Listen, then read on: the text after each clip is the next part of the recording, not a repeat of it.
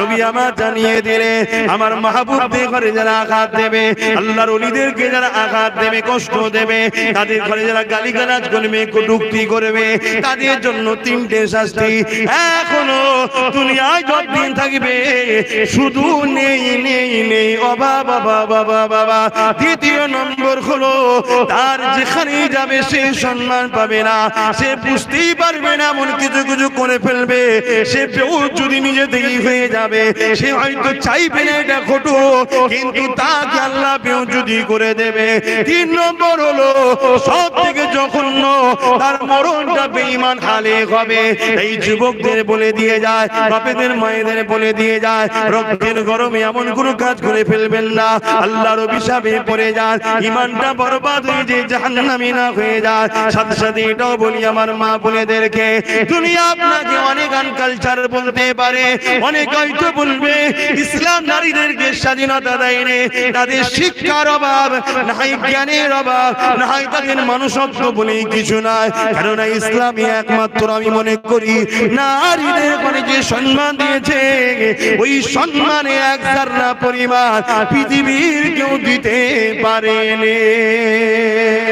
এই যুবকেরা, একটা কন্যা সন্তান যখন হয় পৃথিবী তখন মুখ ছিটকে যায়, সবার মনটা খারাপ হয়ে যায়, নারী হয়েছে নারী হয়েছে নারী হয়েছে।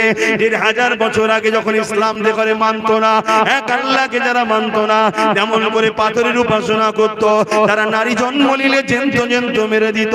কিন্তু ইসলাম যখন চলে এলো, আমার নবী যখন আসলো ইসলামের মেসেজ দিতে, তখন কি জানিয়ে দিল, কারো ঘরে যদি নারী সন্তান হয় এর মানে হলো এই বাপটাকে জান্নাত এবং শান্তির খবর দেয়।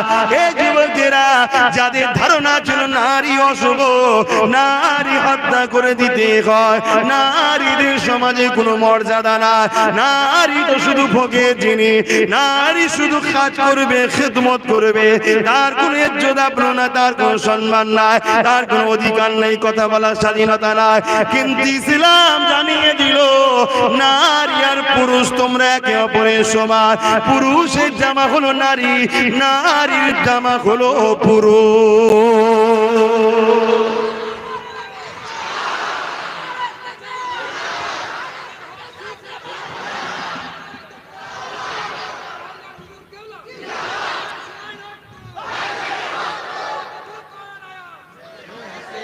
না না না না না, আমি ভাই জানি থাক না বাবা, শের ফেরে পাবো।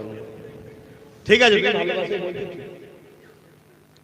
তোমার বলাটা ভুল না, ঠিক আছে, কিন্তু আমি ভাই জানি থাকি না।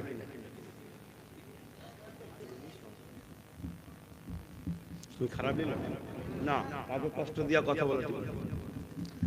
ব্যাপারটা হচ্ছে তোমার আবেগটা ঠিকই, এজন্য মানুষ শের বলে বা বাঘ বলে।